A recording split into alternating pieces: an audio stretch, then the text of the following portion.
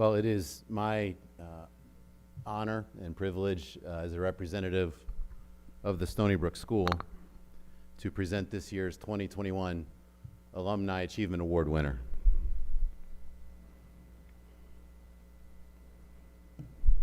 I had to do it.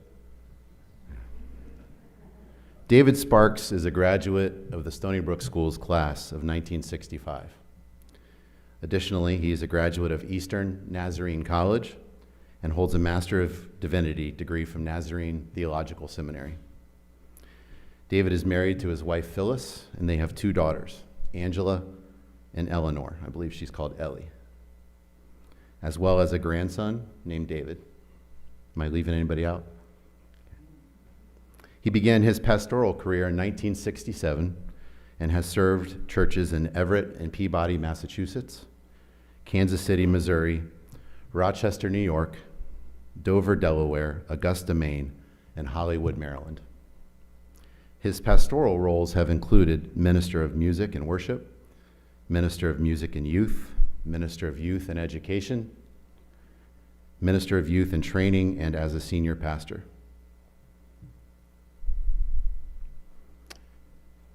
David began serving as a part-time reserve chaplain in 1980. Since 2002, he has served as senior mortuary chaplain at Dover Air Force Base in Dover, Delaware. In this capacity and in his military service, his awards include Air Force Meritorious Service Medal, Joint Service Commendation Medal, Air Force Commendation Medal, Air Force Achievement Medal, Air Force Outstanding Unit Award, National Defense Service Award, Global War on Terrorism Service Award, and Armed Forces Reserve Medal. It would be difficult for me to read the formal military language describing David's duties in these roles. Instead, I'm going to turn to a recent article that has gained national attention.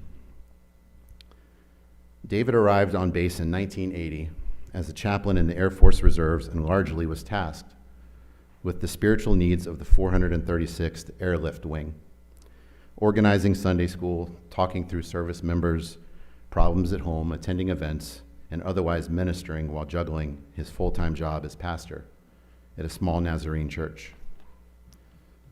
By the time he'd been at it for 21 years, he'd risen to lieutenant colonel and was thinking about his military retirement.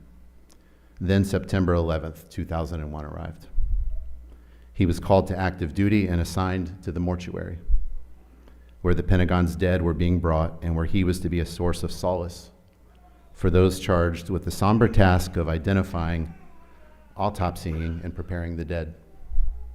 Weeks turned to months, one war turned to two, and in time, Sparks gave up his pastor job. Committing to his role in the mortuary, he found himself with a life entwined with death.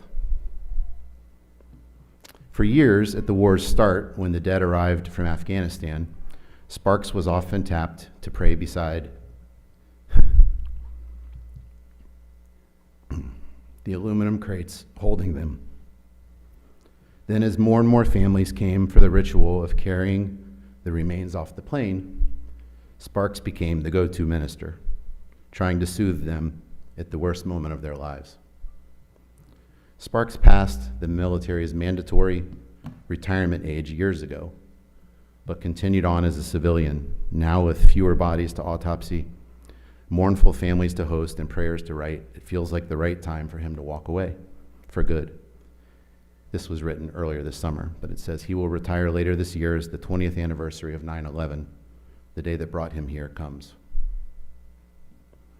He says he won't look back in sadness at his time here, for all the loss, all the torn families, all the weight of his work. He has found constant reasons to be hopeful as he walked with the grieving and stood with the dead. Quote, "It's in those moments," he says, "that the presence of God is most real to me." Told you this was going to be hard.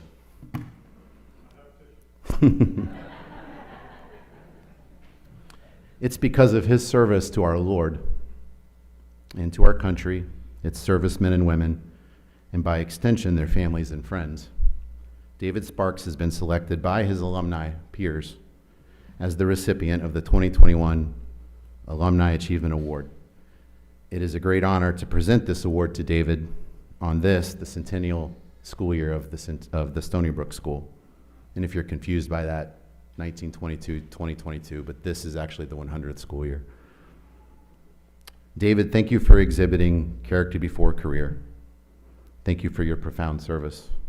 Would you please join me here and accept this distinguished award?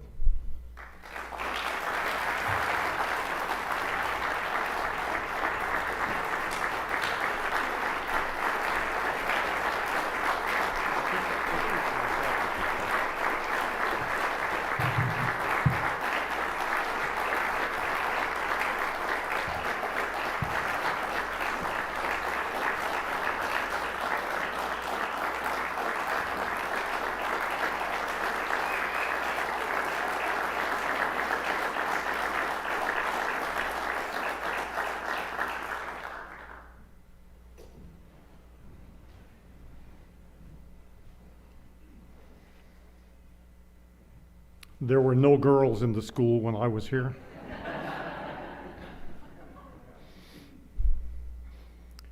That was probably a good thing.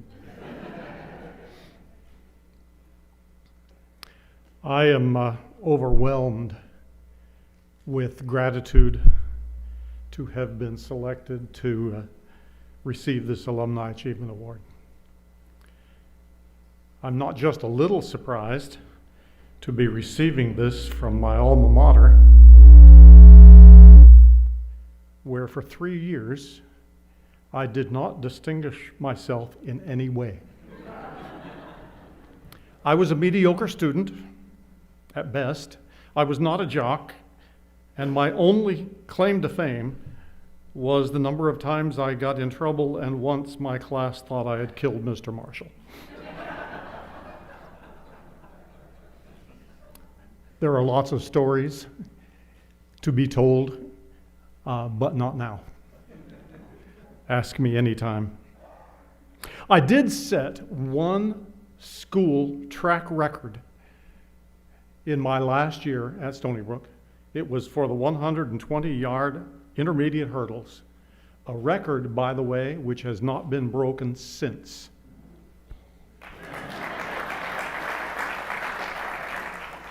That's due to the fact they never ran that race again.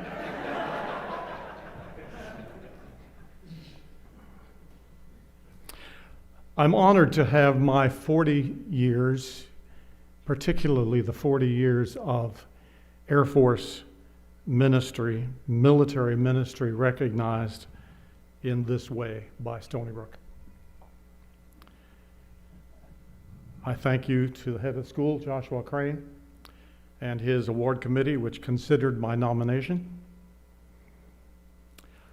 And apparently, thank you to the 1965 classmates, especially Peter Randall, Pete Halsey, George Worth, Gordon Champion, Whitney Roberts, who spearheaded this nomination without my agreement or even knowledge.